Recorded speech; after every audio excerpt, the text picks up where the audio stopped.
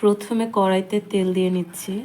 আসলে তেল ইদানিং একটু কম খাওয়ার চেষ্টা করছি, তারপরও খিচুড়িতে একটু বেশি দিতে হয় তেল এবং আদা রসুনের পরিমাণটা। সবাই বলে আমার খিচুড়িটা খুব মজা হয়, আমি জানি না কেন। আপনাদের আজকে ট্রাই করে দেখাবো আমি যে খুবই সিম্পল এবং ঘরোয়া উপকরণে কিভাবে খিচুড়ি করছে। এটাকে সামান্য পরিমাণ পেঁয়াজ কুচি দিয়ে নিলাম। কিছুটা পেঁয়াজ আমি বলক তুললে তারপরে দিই, তো সেই জায়গা থেকে আপনারা দেখতে পাচ্ছেন এটা হচ্ছে কিছুটা ভাজা হবে, তারপর হচ্ছে রান্না হবে।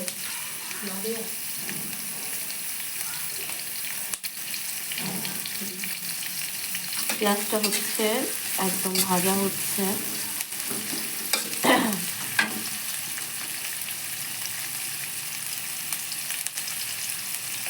পেঁয়াজ ভাজার যে একটা চটচটে শব্দ, সেটা আমার ভীষণ ভালো লাগে।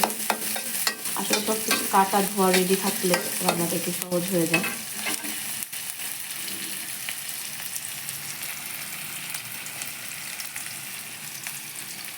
তো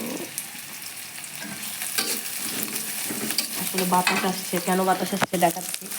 একদম প্রকৃতির পাশেই কিচেন। ধরো, এটা আমার দোহারের বাড়ি, আমাদের বাড়িতে এটা করা।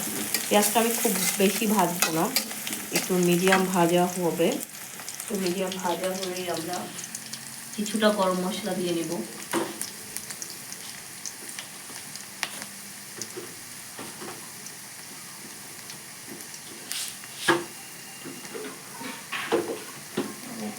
এবার হচ্ছে একটু আস্তে আস্তে গরম মশলা দিয়ে নেব। এটা হচ্ছে দারচিনি, আমরা সবাই জানি। 3-4 পিস এলাচ দিব। আর একটু ঠান্ডা লেগেছে, এই জন্য ভয়েসটা একটু অন্যরকম আসছে। আর 3-4 পিস এলাচ দিলাম, খুব বেশি না। হ্যাঁ, খুব বেশি দিই, কারণ হচ্ছে আমি আবার একটু গরম মশলা গুঁড়া দিই, সেই জন্য আমি খুব বেশি দেওয়াটা প্রেফার করি নাই। আপনারা যদি যারা একটু গরম মশলার ফ্লেভার স্ট্রং পছন্দ করেন, তারা কিন্তু বেশি চাইলে দিয়েই নিতে পারেন, ঠিক আছে। আমি একটু জাস্ট কেচি দিয়ে কেটে দিচ্ছি। এই হচ্ছে গরম মশলা একটু সামান্য নাড়াচাড়া করব, তারপরে আমি আদা রসুন দেবো। মানে আমি যেভাবে রান্না করি, কেন আমার খিচুড়ি মানুষের টেস্ট লাগে আমি জানি না, খুবই সাধারণভাবে রান্না করি। এখানে আমি 2 টেবিল চামচের মতো অলমোস্ট আদা রসুন বাটা দিয়ে দিচ্ছি। ওভার যে কিছু দেই সেটা না। আমাদের ঢাকা স্টেটের যারা দোহার অঞ্চলে, দোহার নগর, চাঁপাইগঞ্জ, ধামরাই, চাবল, একদম এটা কিছুটা কষানোর পর একটু পানি দিয়ে নিচ্ছি। ওই যে আদা রসুন বাটার ইয়াটা ছিল, ওইখান থেকে একটু পানি দিয়ে নিচ্ছি। ঠিক আমি যেভাবে রান্না করি সেম প্রসেসটাই আপনাদেরকে দেখানোর চেষ্টা করছি, ঠিক আছে। এখানে বাড়তি কোনো কিছু নাই, খুবই সিম্পল প্রসেস। অনেকে ভাবতে পারেন ও মা, এটা আবার কি, এটা তো আমরা রান্না করতেই পারি। হ্যাঁ, আপনারা তো চাইলে পারেন, আমার চেয়ে ভালোই পারেন, কিন্তু আমার খিচুড়ি কেন জানি মানুষের পছন্দ। এই হলুদ মরিচের গুঁড়াটা হচ্ছে বাড়িতে ভাঙানো, মানে রোদে শুকানো কাঁচা কাঁচা হলুদ এবং হচ্ছে ধনিয়া এবং শুকনো মরিচ শুকিয়ে তারপরে হচ্ছে এইটা ভাঙানো হয়েছে। তো এটা আমি একটু, যেহেতু একটু বেশি খিচুড়িতে একটু বেশি গাঢ় মশলা খাই আমরা, তো আমি দিয়ে নিচ্ছি আমার আন্দাজ মতো 4 টেবিল চামচের, 4 টেবিল না 4 চা চামচের মতো। আর বলতে পারেন মা এত মশলা কেন, আসলে এটা কিছুই লাগবে না যখন এটাই করা হবে। আমি জানি না, আমি যে পরিমাণ দিই সেই পরিমাণই দিচ্ছি, যাতে হচ্ছে ইয়াটা হয়, ভালো হয়। আচ্ছা, লবণ দিতে কিন্তু ভুলে গেছি না, ভুলে যাই না, লবণটা হচ্ছে কিছুটা এখন দিব পরিমাণ মতো, আর বাকিটা হচ্ছে চাল ফোটার পরে দিব, মানে পানি, চালটা কষানোর পর পানি দিয়ে তারপরে একটা বলক তোলার পরে দিব। তাহলে খিচুড়িটা একটু ঝরঝরে হবে, একটু খিচুড়িটা ঝরঝরে হবে এবং ভালো হবে দেখতে, ঠিক আছে। আর এটা দিলাম আমি, আমি কোনো এক্সট্রা ট্রিক্স অ্যান্ড ট্রিক্স কিছুই খাটাই নাই, কারণ হচ্ছে আমি যা যা যেভাবে দিই সেভাবেই দিচ্ছি। কিছু কাঁচামরিচ কুচি দিয়ে নিলাম।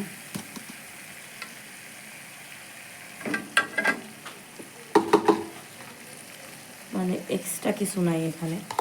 ঘরোয়া যে হলুদ, মরিচ, আদা, রসুন, পেঁয়াজ, কাঁচামরিচ, গরম মশলা এগুলাই তো উপকরণ। মানে এক্সট্রা যে কোনো ফ্লেভারের জন্য কিছু তা না। তবে আমি যেটা করব, লাস্টের দিকে একটু হোমমেড মশলা দেওয়ার চেষ্টা করব। এটা একটু কষানো হতে থাক, আর তেলটা ছাড়া অবধি আমরা একটু ওয়েট করব।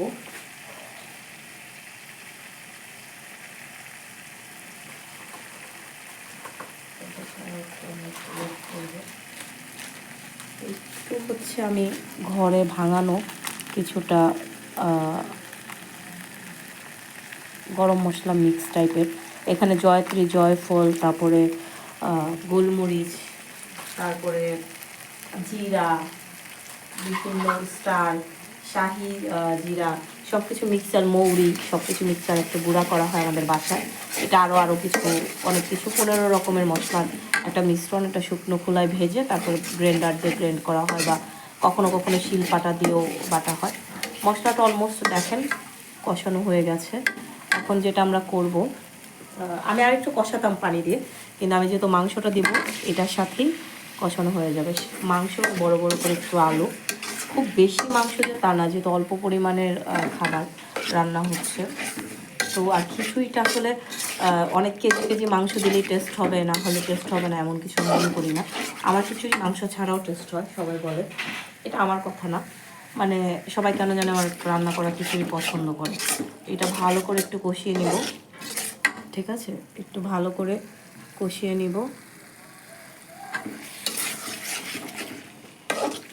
কষানো শেষ হলে এটার মধ্যে চাল দিয়ে দিব কিছুক্ষণ পরে।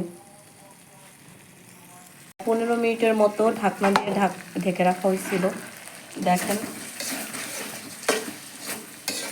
এরকম একটা টেক্সচার আসছে। মাংসতে যে পানিটা ছিল সেই পানিটাই কিন্তু উঠে এরকম হয়েছে, সেদ্ধ হয়ে গেছে অলমোস্ট। কারণ হচ্ছে মাংসতে একটা এক্সট্রা পানি থাকে, আর লো হিটে যদি আপনি ঢাকনা দিয়ে রান্না করেন তাহলে মাংস থেকে এক্সট্রা একটা পানি ওঠে। এটা যারা রান্না করেন তারা কিন্তু আপনারা জানেন, ঠিক আছে? তারা কিন্তু আপনারা জানেন ভালো করে। এখন হচ্ছে প্রায় মাংসটা যেহেতু অলমোস্ট ডান, মানে প্রায় 70%-এর মতো হয়ে গেছে। এই পর্যায়ে আমি চাল দিব। চাল এবং ডাল একসাথেই ধুয়ে রাখা হয়েছে। চালটা দিয়ে দিচ্ছি। এটা নর্মাল যে রেগুলার ভাতের চাল আমরা খাই সেটা দিই। পোলার চাল দিয়ে যে করা হয় না তা না, কিন্তু আমার যে খিচুড়িটা সবাই পছন্দ করে সেটা এই যে ভাতের যে নর্মাল চালটা, যে যেটা খায়, যে মিনিকেট বা আটাশ যে যেটা খায়, মোটা চিকন ডাজন্ট ম্যাটার, যে কোনো চাল দিয়েই আমি রান্না করি, ভাত খাওয়ার চাল দিয়ে। তো সে জায়গা থেকে হচ্ছে এটাও তাই। এবার হচ্ছে এটা পরিমাণ মতো নিয়ে দিব। মাংসের সাথে মশলাটার একটু মিক্সার করে দিব। এটার একটাই কারণ হচ্ছে যত বেশি এটা মাখানো হবে ভুনা খিচুড়ির তত ভালো টেস্ট। আমি গ্যাসের আঁচটা কিন্তু লো ফ্লেমেই রেখেছি, কারণ এই পর্যায়ে হাই ফ্লেমে দিলে খিচুড়িটা পুড়ে যাওয়ার সম্ভাবনা আছে, মাংস মশলাগুলো পুড়ে যাওয়ার সম্ভাবনা আছে। তো আমি চেষ্টা করেছি আসলে আমার মতো করে করতে চেষ্টা করেছি। তো সেই জায়গা থেকে কিছুক্ষণ প্রায় 3-4 মিনিটের মতো এরকমভাবে ভাজবো, মানে মশলার সাথে একটু নেড়ে চেড়ে নিব। তারপর হচ্ছে নর্মাল যে পানিটা আছে সেই পানিটাই দিয়ে দেবো। পানিটা দিয়ে দেওয়ার পরে মনে আছে আমরা শুধু মাংসের পরিমাণ লবণ দিয়েছিলাম, বাকি লবণটা দিব। আর পানিটা ফুটে আসলে একটু পেঁয়াজ দিয়ে দিব, কাঁচা পেঁয়াজ। সেটা স্টেপ বাই স্টেপ দেখানো হবে। এইভাবেই 3 মিনিট ভেজে নিচ্ছি। ভেজে নেওয়ার পর আবার আসছি আমরা। সহজেই নাড়ানাড়ি করে এটা কিন্তু মধ্যে হয়েই গেছে একরকম।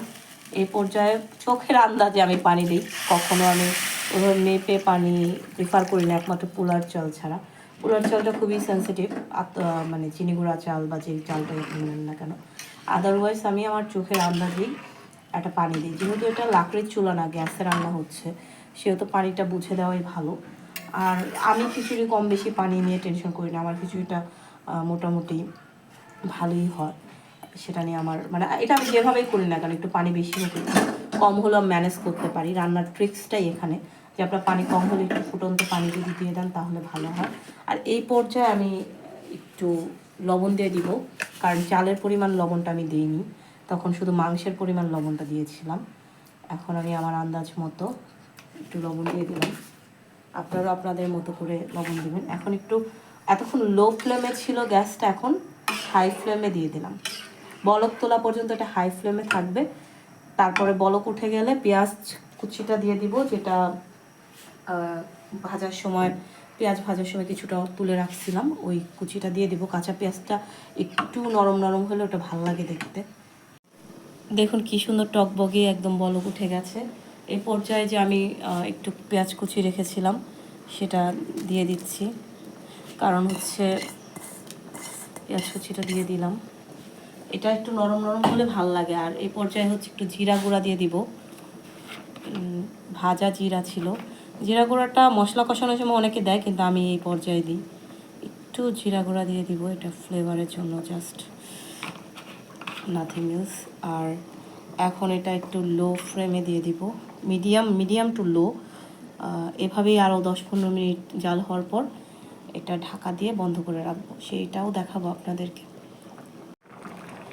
এই হচ্ছে এইরকম স্টেজে যখন আসবে পানি সমান সমান, সেই স্টেজে আমি বন্ধ করে দিই, হোক সেটা মাটির চুলা হোক সেটা গ্যাসের চুলা, বন্ধ করে দিই। তারপর হচ্ছে মানে ফাইনাল লুকটা আপনাদেরকে দেখাবো যে ফাইনাল লুকটা কেমন এসেছে। এটা হচ্ছে আপাতত লুক। এই পর্যায়ে গ্যাসটা বন্ধ করে দিব এবং ঢাকনা দিয়ে একটু ঢেকে দিব। দেখছেন পানিটা একদম সমান সমান অবস্থায় আছে। এই অবস্থায় এটা আবার খিচুড়ির ট্রিক্স, এটা বাবুর্চিরাও করে, ওনারা উপর দিয়ে কয়লা দিয়ে দেয়।